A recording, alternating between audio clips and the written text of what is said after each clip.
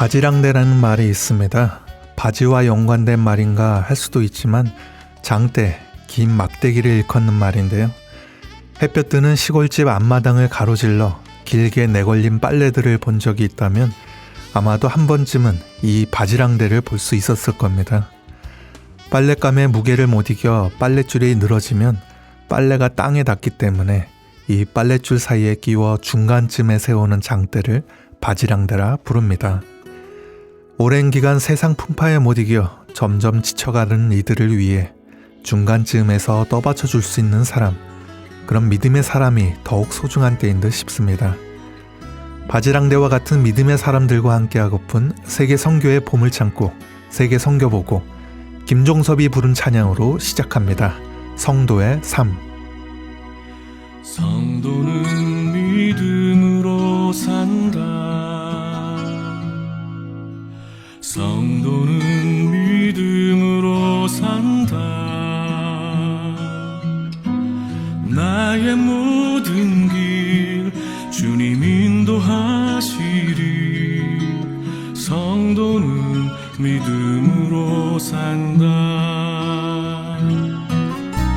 성도는 하늘 은혜로 산다. 성도는 하늘 은혜로 산다. 하늘의 양식 참된 하늘의 소망. 성도는 하늘 은혜로 산다. 성도는 말씀으로 산다. 성도는 말씀으로 산다. 성경에 쓰신 주의 생명의 말씀. 성도는 말씀으로 산다. 성도는 눈물 기도로 산다. 성도는 눈물 기도로 산다. 눈물의 강구 주님 외면치 않네. 성도는 눈물 기도로 산다.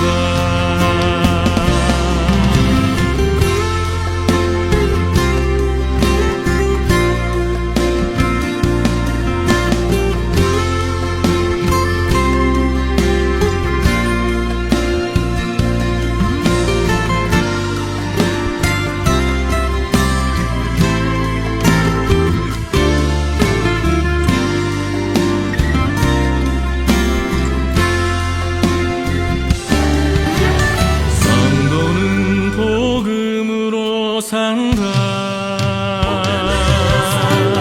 성도는 복음으로 산다.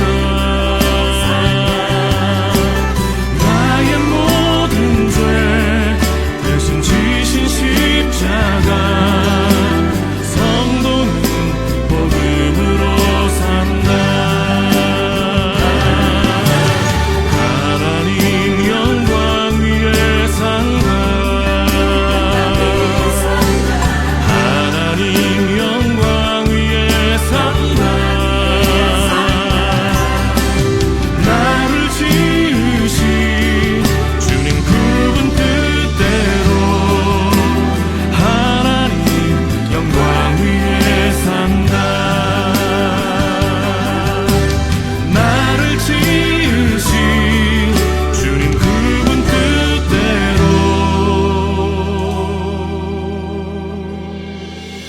하나님 영광 위에 산다.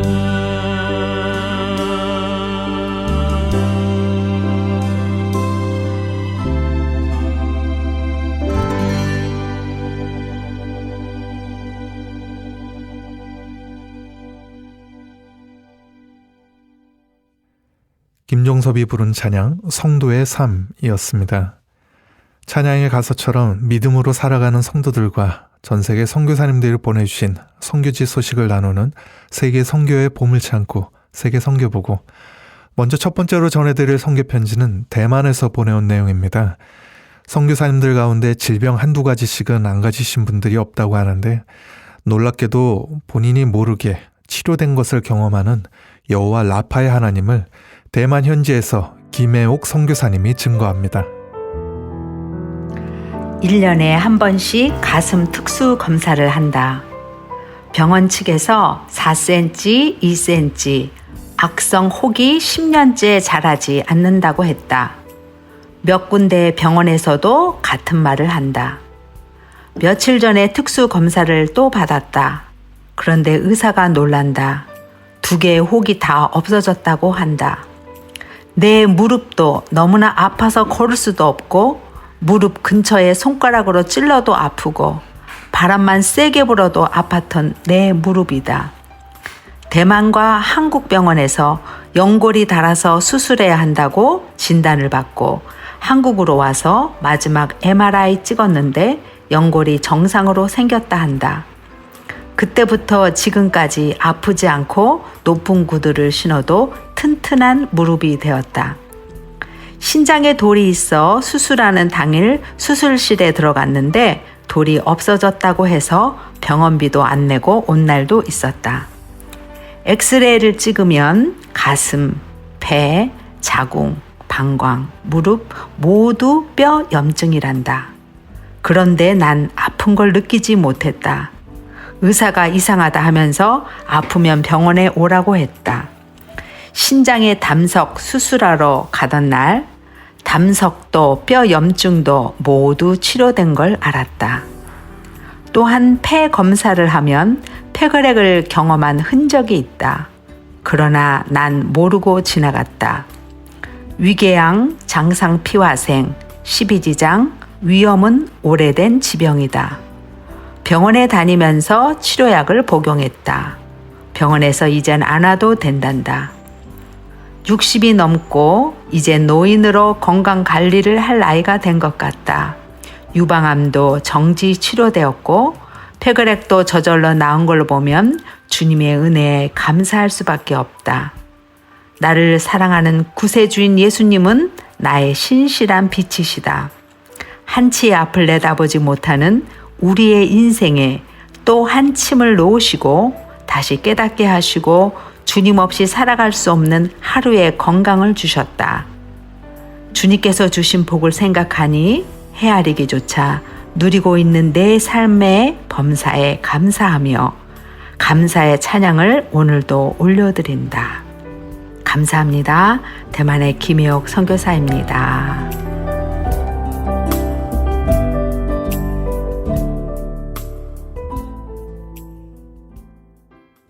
대만에서 김혜옥 선교사님이 전해주셨습니다. 이번에는 서태평양의 작은 섬들 마이크로네시아에서 보내온 내용인데요. 이곳 마이크로네시아 중에 사타완 섬이라고 있습니다. 이곳에는 특별한 향수를 만들어 악의적인 용도로 사용되기도 한다는데 사타완의 원자폭탄이라는 별명으로 불리는 향수라고 합니다. 관련 내용을 마이크로네시아 괌에서 변성유 선교사님이 전합니다. 레나님, 이것은 축섬의 말로서 좋은 하루가 되세요라는 뜻입니다. 사타완 섬은 축 스테이츠에 속한 2천여 명의 원주민들이 살고 있는 환초섬입니다. 여러 세대를 통하여 사타완 섬에서 행해지는 전통적인 믿음이 있습니다. 그것은 특별한 향수를 만들어서 사용함으로 인간 관계에서 영향을 끼치는 것입니다. 이 특별한 향수를 사타완의 원자폭탄이라고 부르기도 합니다. 이것은 사람들에게 큰 영향력을 미치는 물질입니다. 이 향수를 사용하게 되면 그것은 어떤 사람을 향하여 관심이 쏠리도록 자극하게 됩니다. 이 향수는 축 스테이츠에서 가장 힘있는 마술이라고 알려져 있습니다.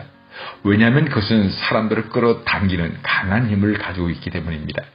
만약 그 향수를 사람들의 손과 발, 얼굴에 잘못 뿌려지게 되면 그것은 사람들을 불쾌하게 만들 수가 있습니다.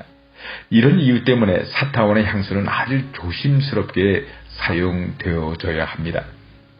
사타완의 원자폭탄이라고 불려지는 사랑의 향수가 가장 중요하게 사용되어지는 때는 어떤 사람의 사랑을 자극하는 것입니다.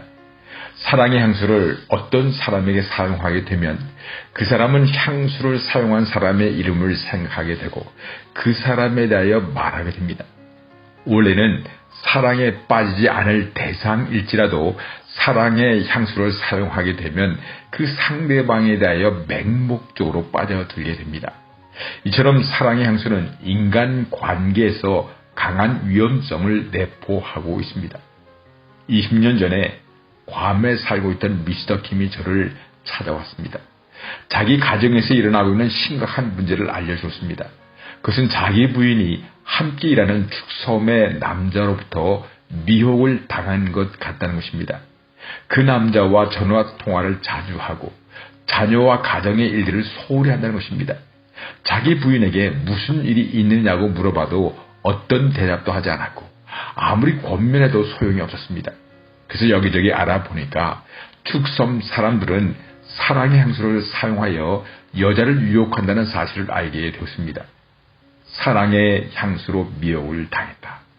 저에게 어떻게 하면 좋겠는가 하소연하십니다. 축섬의 목사들에게 사랑의 향수에 대하여 물어보았습니다. 그들은 사랑의 향수에 대하여 인정을 하면서도 그것은 축섬에서 이루어지는 블랙 매직이라고 하십니다. 블랙 매직, 흑마법은 어떤 사람을 해하려는 목적으로 사용되어지는 마술을 말하는 것입니다. 축섬 사람들 중에서 어떤 경우에는 블랙 매직으로서 사랑의 향수를 사용하기도 한다는 것입니다. 21세기의 괌에서 그것도 한국 사람을 대상으로 사랑의 향수가 영향력을 발휘할 수 있을까요? 축섬 사람의 가정에서 젊은 부인이 아팠습니다. 병원에 가서 의사의 도움을 받으라고 권하였습니다. 며칠 후에 만나서 병원에 다녀왔는가를 물었습니다. 그녀는 병원의 의사를 만나러 가지 않았고 축섬 사람인 로컬 닥터, 매직 닥터, 마술사를 만나고 왔다고 하십니다. 로컬 닥터가 만들어준 약물을 먹고 있다고 하십니다. 그 약물을 먹으면 자기 병이 낫게 될 것이라고 확신하고 있었습니다.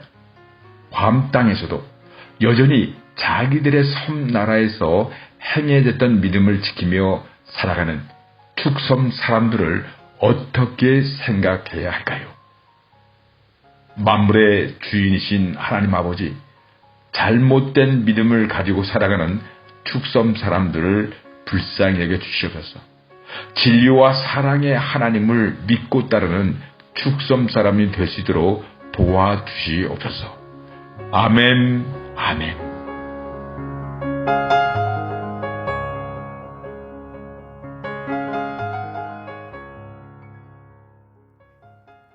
마이크로네시아 괌에서 변성유 선교사님이 전해주셨습니다.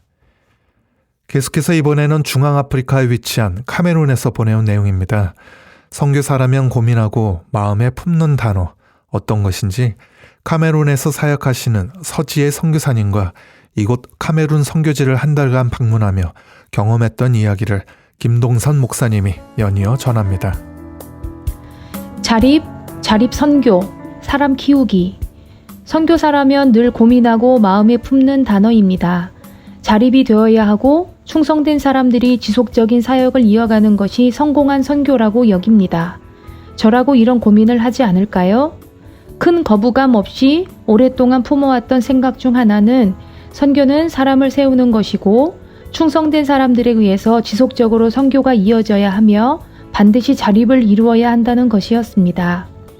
물론 지금도 사람을 키워 세워진 이들이 다음 세대를 이어갈 것을 간절히 기대합니다. 그런데 좀 달리 생각을 해보았습니다. 정말 만약에 선교사들이 떠난 이후의 모습이 좋지 않다면 그 선교 활동은 실패인 것일까? 수많은 선교 단체와 교단들이 이곳 카메룬에서 활동을 펼쳐왔겠지만 지금의 선교 병원, 기독교 학교, 교회 등이 온전히 자리 잡지 못하고 있습니다. 지금 제가 몸담고 있는 선교회는 이런 시행착오를 하지 않으려 고민하고 심사숙고하지만 저희만 예외일 수 있을까요? 정말 탁월하게 일하시는 어떤 선교사님께서 이런 고백을 하셨습니다. 본인이 선교지를 떠나면 거의 확실히 망할 것이라는 고백. 최선을 다하지만 그 확실한 사실 앞에서 오히려 평안함을 누리며 지금 현재의 일에 충성하신다는 말씀을 들었습니다. 모든 영광의 주체는 하나님이시지 사람은 아닙니다. 하나님은 하나님의 사람을 그때에 맞게 세우시고 그들을 통해 일하십니다. 저도 이 순간 쓰임을 받을 뿐이지 어떤 결과로 인해서 하나님이 아닌 사람이 칭찬 듣고 영광을 받는 것은 옳지 않다는 생각을 해봅니다. 나중에 주님 앞에 섰을 때 무익한 종이었습니다 라는 고백 외에는 어떤 말도 할 수 없을 것 같습니다. 아프리카 한 달 살기 카메룬 은가운데레 편 9일차 김동선 목사의 일기입니다.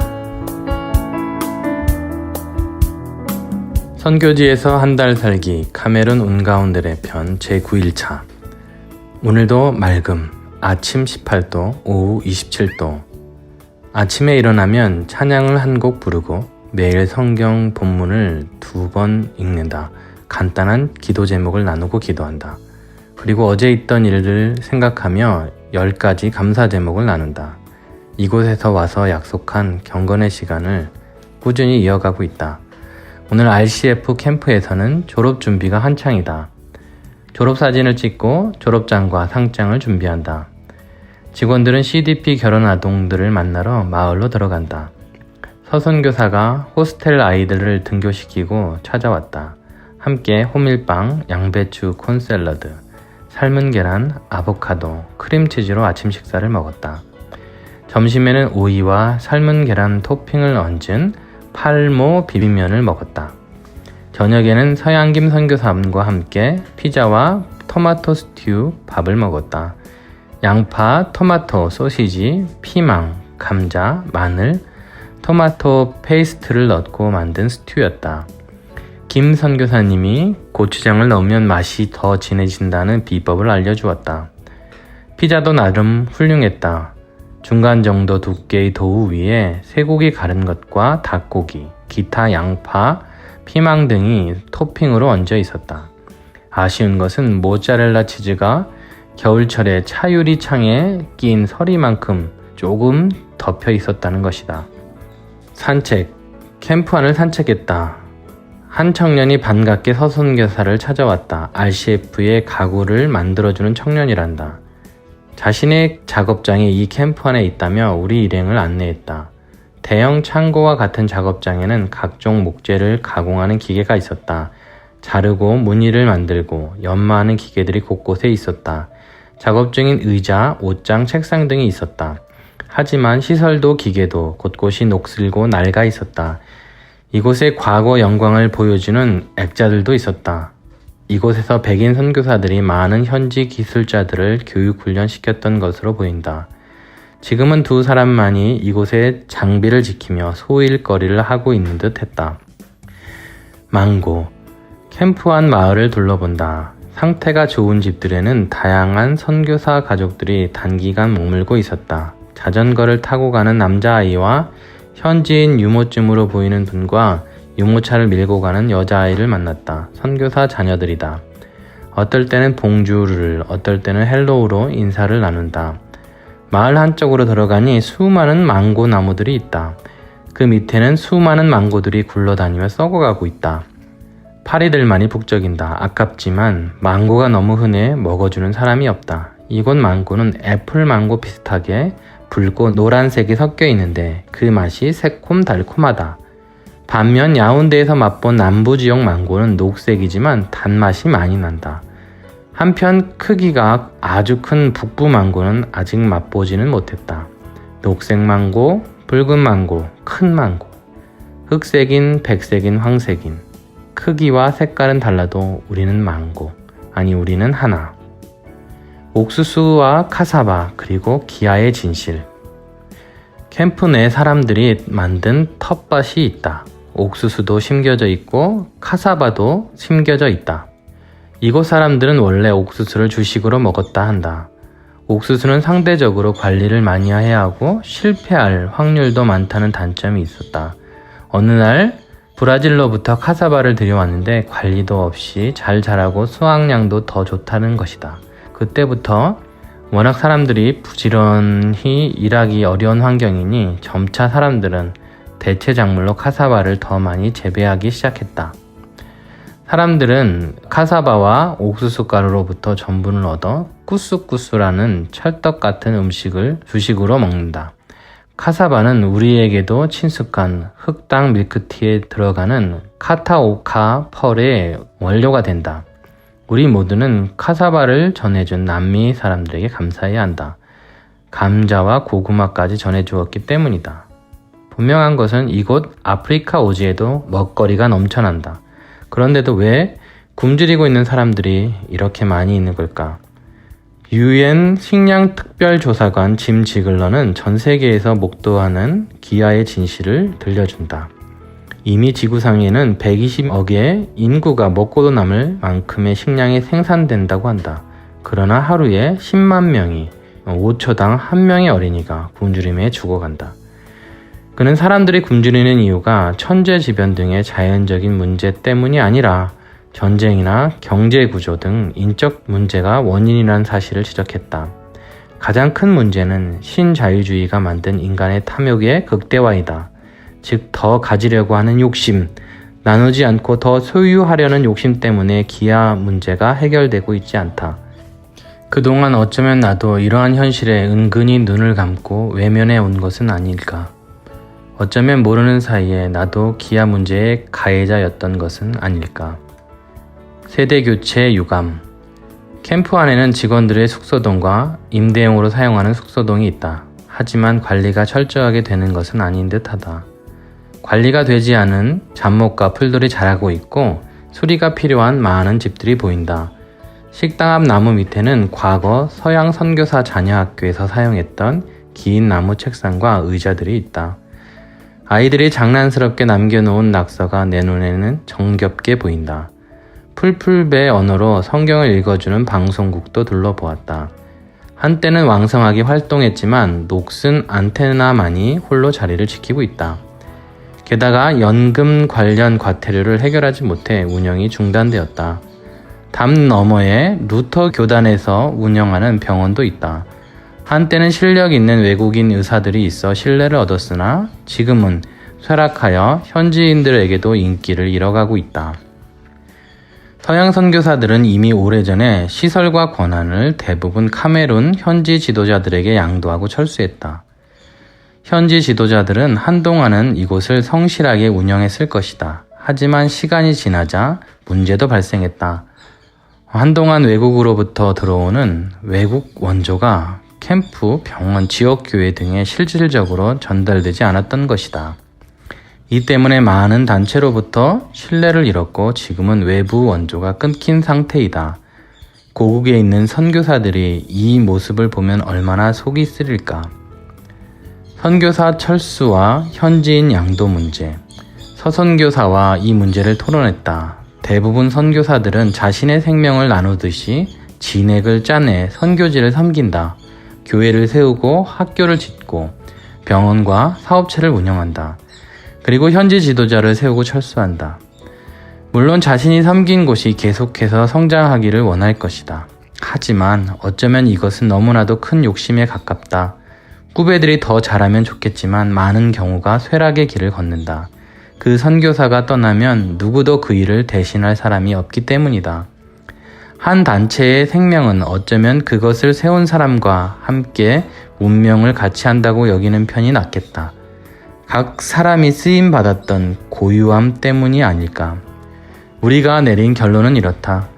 한 단체가 세워져 선교사역을 영원히 주도해가는 것이 아니라 새 단체가 또 성장해서 그 사역을 이어간다고 보는 것이다.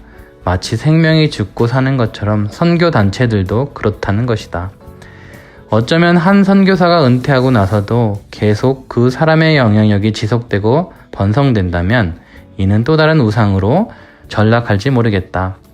서 선교사는 차라리 잊혀지고 사라지는 것이 낫다고 고백한다. 물론 차세대 리더십을 세우길 애쓰고 있지만 차후의 열매는 자신의 것이 아닌 것이다. 과대한 기대는 금물이다. 오히려 선교사들의 보상은 자신의 시대에 섬겼던 사람들과 그 열매일 것이다. 이후의 영광은 차세대의 리더의 것이지 전임자의 것이 아니다. 세금 폭탄. 최근 카메론 정부가 재정 고갈의 이유로 연금과 세금 문제를 개혁하고 있다. 이 바람에 RCF와 많은 기독교 단체가 타겟이 되어 과대한 세금과 과태료를 부과받고 있다. 캠프 내 방송국도 이것의 희생양이 되었다. 카메룬 법에 의하면 외국인도 국민연금과 수익에 대한 세금을 내야 한다. 그런데 선교사는 수익 활동이라고 볼 수 없는데 여기에 과도한 세금을 부과하고 있다. 많은 사업비를 수입으로 간주하는 모양이다. 또한 후원받아 활동하는 선교사들도 사업하는 외국인들과 같은 수준으로 연금을 내라고 하니 그 많은 액수를 어디서 구한단 말인가. 그것도 지난 3년간을 소급 적용한다는 것이다. 과태료를 제외한 1000만 세파, 한화 약 2천만 원을 6월 내에 납부하라고 하니 정말로 세금 폭탄이다. 이를 위해 서양김 선교사와 캠프 가족들은 밤마다 기도에 매달리고 있다. 이 나라는 외국인들 등쳐먹고 사는 나라인가 하는 우라가 치밀어 올랐다. 하지만 아프리카 대부분의 나라에서 경험하는 사실이라고 한다. 서 선교사는 재정과 관련해서 그동안 수없이 많은 간증을 체험했다고 한다. 한 번은 이런 일이 있었다. 고아원을 운영하는데 쌀이 떨어지자 급한 마음에 쌀집에 가서 외상으로 쌀을 조금 얻어왔다. 하지만 캠프에 돌아오자 곧 후회했다. 평소에 알던 나이지리아인 아저씨가 쌀 한 포대를 오토바이에 싣고 와서 식당에 던져놓고 가는 것을 본 것이다. 그 이후로는 안절부절하기보다 기도하며 기다리면 채워진다는 진실을 매번 경험한다고 한다. 이번에도 적당한 때에 해결될 것이라고 믿고 있다. 적은 액수는 어떻게 해보려고 애쓰는데 자신의 한계를 벗어나는 금액은 오히려 태평하게 기다리게 된다고 한다. 그렇게 해서 유치원, 고아원, 행복초등학교, 비조로 캠퍼스를 세워왔다. 이슬람 여성 직업 학교 건축을 위한 재정 7억 원도 이미 절반이 채워졌다. 저녁에 한인들이 모여 기도회를 하고 하루를 마감했다.